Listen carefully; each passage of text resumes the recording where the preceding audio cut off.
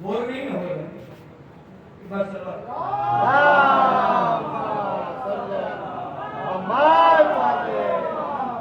माशाल्लाह बहुत अच्छा लगा मुझे यहाँ आके मजलिस पढ़ने में। मैं आया तो बच्चे माशाल्लाह से इतनी अशार याद किए, मुझे उतने अशार युक्त नहीं है। बड़े अच्छे अच्छे अशार पढ़ रहे थे। खुदा सलामत रखे, तरबियत बहुत अच्छी होगी।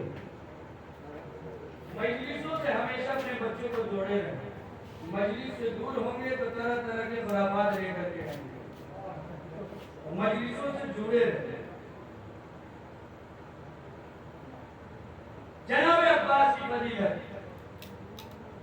जब तक मुझ जैसा जंगजू मौजूद है हुसैन तक कैसे पहुंच सकते? अगर हुसैन तक पहुंचना है तो पहले मुझे अब्बास से मिलना पड़ेगा कि जिस अब्बास की तरबियत करबला के लिए हो रही हो, अब्बास को जंग में जाने की इजाजत नहीं मिली।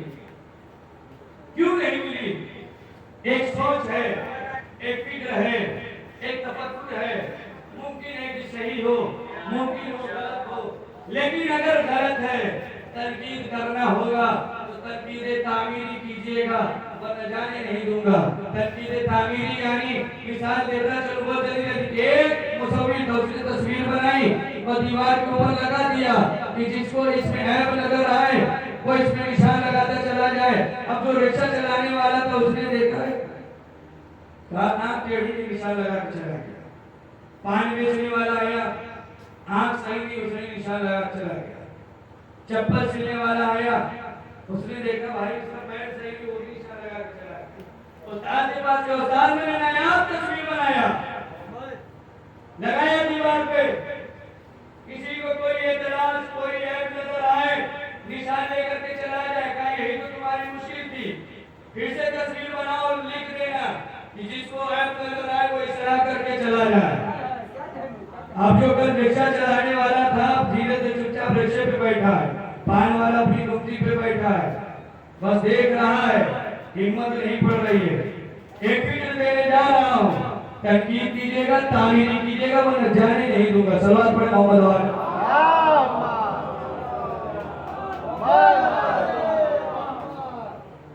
दो तरीके के असले होते हैं, एक रस्मी असला होता और एक गैर रस्मी असला होता। रस्मी असला जो आमतौर पर घरों में, मोहल्लों में, करिए में, कस्बे में, शहर में, जिले में, स्टेट में, पूरे मुल्क में तकरीबन पाए जाते हैं। और इनसे जब हमला करते हैं तो काउंटिंग हो सकती है। लेकिन जो गैर रस्मी असला होता है वो किसी घर, किसी कलिए, किसी कस्बे, किसी मुल्क के पास, सबके पास नहीं होता। कुछ खास मुल्क होते हैं उनके पास होता है रस्मी असला। जैसे छुरी हो गई, ये हर घर में तकरीबन पाया जाता है। सब्जी वाली छुरी से अच्छा है तो सब्जी काटिए, किसी की जान ले। ये रस्मी असला है। हम मारेंगे, बड़ी मुश्किल से एक आदमी को काटेंगे, काउंटिंग कर लिया। एक छोटी सी कोई गन लेके आए, नाम नहीं उनको पता है, लेकिन एक आध को AK-47 कोई है, कट्टा है और एक आध गन होती होगी। अगर इससे हम वार करेंगे, काउंटिंग हम कर लेंगे, एक को मारा, दो को मारा, ये हर घर में पाया जा सकता है। अगर लाइसेंस है तो हर कस्बे में पाया जा सकता है, हर शहर में पाया जा सकता है, हर स्टेट के पास हो सकता है। लेकिन गैर रस्मी असला जो हर किसी के पास नहीं होता है, न हर मुल्क के पास होता है, बड़े बड़े मुल्कों के पास होता है, जैसे परमाणु बम, ये गैर रस्मी असला है। ये आसानी से हाथ में नहीं आता, न हर मुल्क के पास है। अगर हम इससे किसी के ऊपर हमला करें तो हम काउंटिंग नहीं कर सकते, अंदाजा लगाएंगे कि इतने लोग मारे गए हैं। और जब हमला होता है, वो जगह कौन सी, नागासाकी, वहां पे हमला हुआ था, तो बताते हैं आज भी वहां की नस्लें ऐबी पैदा हो रही है। तो ये गैर रस्मी असले जब हमला इससे होता है, काउंटिंग नहीं होती है, अंदाजा लगाया जाता है। जनाब अब्बास को करबला में जाने की इजाजत नहीं मिली। इमाम हुसैन अलैहिस्सलाम के पास असलहे दो तरीके के थे। जो रस्मी असलहे थे उनको चलाया, जो गैर रस्मी असलहा था उसको चलाया नहीं, बस दिखाया। रस्मी असलहे जैसे हबीब कभी जा रहे हैं, जुहैर जा रहे हैं, और फरमाया अज़ीज़ान गिरामी जनाब असगर को भेज रहे हैं, जनाब जफर को भेज रहे हैं, और मोहम्मद को भेज रहे हैं। ये रस्मी असलहे थे। लेकिन जो गैर रस्मी असलहा अब्बास की सूरत में था उसको चलाया नहीं, बस दिखाया।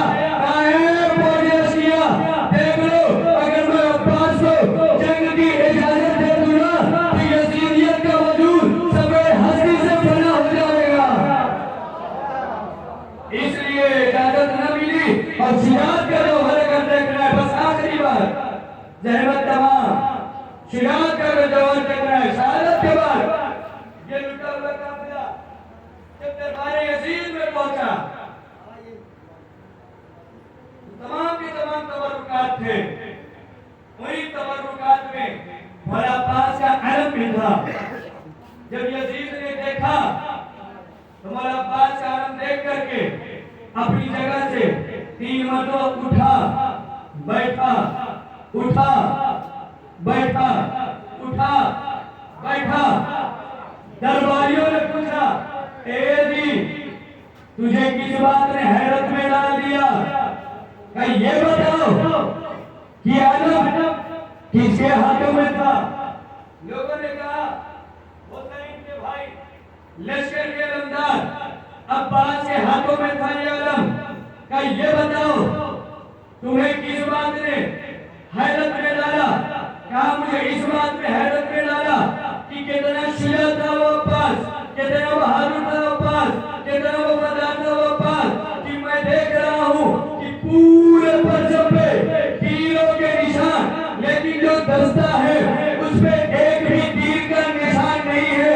अरे कितनी मजबूती से अब्बास ने पकड़ा था, कितने शुजा था अब्बास।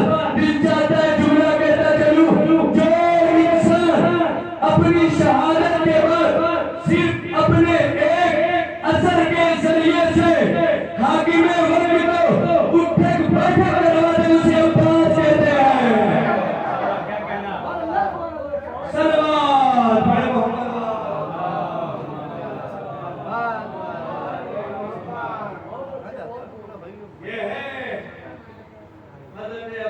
इंशाअल्लाह फिर कभी मौका मिलेगा। फदाइल अब्बास, फदाइल का दरिया है मौला अलकाब ये कबीर बनी हाशिम अब्दुल सारे न जाने कभी अल्लाह सिर्फ एक लक़ब पे कहते हैं। पूरी मजलिस मौला अब्बास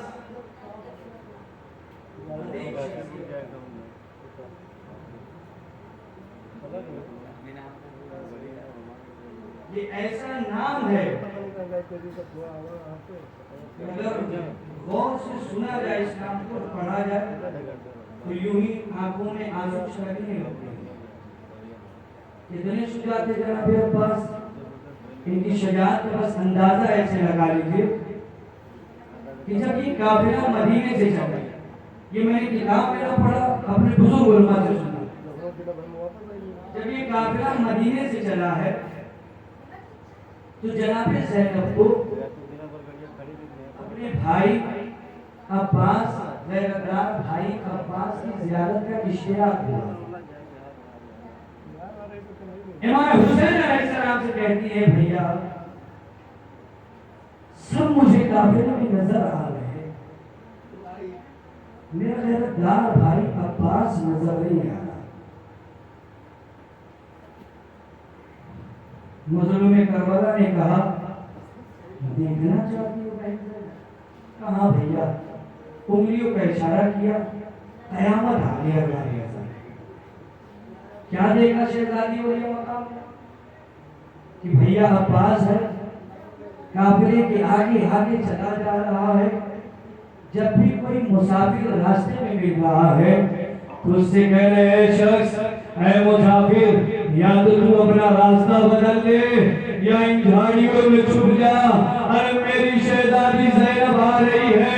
मैं कहता हूँ मेरे मौला पास, अरे आपके एहतराम को सलाम। यही तो वजह थी ना कि जब मजलूम करबला से इजाजत लेने के लिए आए तो शहजादी ज़ैनब के पास भेजा, और जब शहजादी ज़ैनब से इजाजत लेने लगे, अज़ीज़ाने गिरामी कयामत होती है अगर कोई किसी से कोई वादा करे और उस वादे को फिर से वापस ले ले, अपनी बात को वापस ले ले, ज़ैनब कुबरा पे क्या गुजरी होगी। जब अब्बास आए हैं कि बहन ज़ैनब मैं अब मक्तब में जा रहा हूँ, खुदा हाफिजी के लिए आया हूँ, तो जनाब ज़ैनब मक्तब ने लिखा कि अहले हरम के पास आती है, ए बीबियों मैं तुमसे हाथों को जोड़ती हूँ, अब मैं तुम्हारे पर्दे की जमानत नहीं लेती, क्योंकि अब वो मैदान में जा रहा है, अरे जिसकी शुजाअत के ऊपर हमें नाज था। हार बाबे आज़म मौला पास मैदान कारदार में आए, जंग कर रहे हैं। जंग करते करते आपका दाहिना बाजू कलम हो गया, अलम को बाएं हाथों में लिया, किसी ने वार किया, आपका बायां बाजू कलम हो गया, मश्क के तस्मे को मुंह से दबाया, ऐसा तीर आया, सारा पानी बह गया। और बाबे अज़ा ये पानी न बहा, अब्बास की आस बह गई, सकीना की उम्मीद बह गई। और बाबे अज़ा अब्बास ने दोबारा अपने घोड़े का रुख फुरात की तरफ किया, लेकिन सनसनाता हुआ तीर आया, आंखों में लगा। अरे अब्बास चाहते हैं कि झुक करके उस तीर को निकाले, लेकिन किसी ने गुर्द मारा, अब्बास घोड़े से जमीन पर आए। और बाबे अज़ा एक आलिम दीन ने जब मौला अब्बास के मसाइब को पढ़ा ना, तो शहजादी ज़हरा सामने आती है, यानी तुमने इंसाफ न किया, मेरे बेटे अब्बास का तुमने वो मसाइब न पढ़ा कि जो सबसे ज्यादा सजता है। ये भी मैंने अब्बास की रुखसती पढ़ी, अरे घोड़े से गिरना पड़ा, दाहिना बाजू कलम हुआ, बायां बाजू कलम हुआ, आंखों में तीर लगा। ए तकीब, ए आलिम, तुमने इंसाफ न किया। अरे अब तक करबला में जितने भी शहीद थे, अरे जिनको आंखों में तीर आया या उनकी तरफ तीर आ रहा था, अरे वो अपने हाथों को बढ़ा देते थे, लेकिन हाय रे मेरा अब्बास जिसके हाथ न थे। ए आलिम दीन, अब तक जब भी कोई करबला का शहीद अरे जब घोड़े से जमीन पर आ रहा था, अरे अपने हाथों को टेक दे रहा था, लेकिन हाय रे मेरा अब्बास, अरे जब से ज़मीन करबला पे आया, अरे उसके हाथ कलम हो चुके थे। वो किस तरीके से आया, अरे मुझे ना मालूम, बस रिवायत में लिखा कि अब्बास की आंखों में थी और वो ज़मीन करबला पे आए। एक मरतबा आवाज दिया, ए भैया हुसैन, अरे मेरी मदद को आइए। बस इस आवाज को सुनना था, अरे जैसे हुसैन पे लगा कि बिजली गिर गई, तरफ करके कहा नहीं कसरा जारी, ए भैया हुसैन, अरे तुम्हारे मरने ने मेरी कमर तोड़ दिया। ए बाबे अज़ा हुसैन अब्बास की लाश को खैमे में लेकर के आना चाहते हैं। इधर खैमा के दर पर जनाब सकीना छोटे छोटे बच्चों को तसल्ली दे रही थी, ये बच्चे घबराना नहीं, अरे मेरा चचा बड़ा शुजा है, अरे बड़ा बहादुर है, वो अभी पानी का इंतजाम करेगा। लेकिन अजीब मंजर है, क्या देखा, अरे अरब आया, अरबदार आया। बस बाबे अज़ा मैं मजलिस को तमाम कर देता, लेकिन दो जुमले और सुन लो। हर बाबे अज़ा शाम गरीबा आती है, हमीद इब्न मुस्लिम कहता है कि मैंने शाम गरीबा में खैमे के दर से एक बच्चे को आते हुए देखा, वो जो बड़ा डरा हुआ है, सहमा हुआ है। हम उससे कहता है हमीद, मुझसे बस इतना बता दे कि अब्बास का लाशा कहाँ है। मैंने कहा अब्बास का लाशा तराई के किनारे पड़ा हुआ है।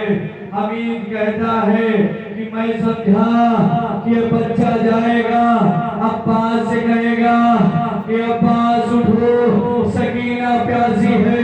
लेकिन अजीब मंजर है, अरे बच्चा है, अब्बास का सीना है, अरे झिझोड़ के कहता है, हे अब्बास, अरे तुम दरिया पे बाजू कटाए सो रहे हो, अरे ज़ैनब कुलसूम की चादर उड़ रही है, अरे तेरा सुनना था, अरे अब्बास का लाशा, अरे दरिया पे दबने लगा।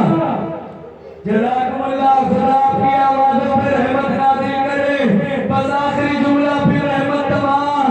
और बाबेज़ा के तरीफ उम्मीद थी कि जना शुजा था अब्बास के तरीफ उम्मीद थी जनाब ज़ैनब को अपने भाई अब्बास के ऊपर कभी लूटा हुआ काफिला जब मर करबला में आया, एक मर्द वसीर सज्जाद से कहती है, बेटा सज्जाद, बस मुझे मेरे भैया अब्बास की कब्र पर ले चलो। मक्ते में लिखा कि जैसे ही अब्बास की कब्र पर जनाब ज़ैनब को लेकर के सैयद सज्जाद आए हैं, एक मर्तबा जनाब ज़ैनब एक कब्र को देखती है, दूर हट जाती है। ए बेटा सज्जाद, अरे तुमने मुझे किस बच्चे की कब्र पे लाए हो? अरे कहा हो मेरा भैया अब्बास, अरे जिसका कद इतना बुलंद था कि जब घोड़े पे बैठता था तो कदम उसके खटखटे थे, लेकिन तुम एक बच्चे की कब्र पे लेके आए हो। अरे सैयद सज्जाद तरफ गए, ए भूमि अम्मा, अरे 11 मुहर्रम को हमारे चचा की लाश को अरे इस तरीके से पामार किया गया कि टुकड़े टुकड़े में मेरा चचा अब्बास का लाशा हो गया। वसयालमुल नबी ज़लमु अय्यमुल कल्बी इन्ना लिल्लाहि व इन्ना इलैहि राजिऊन।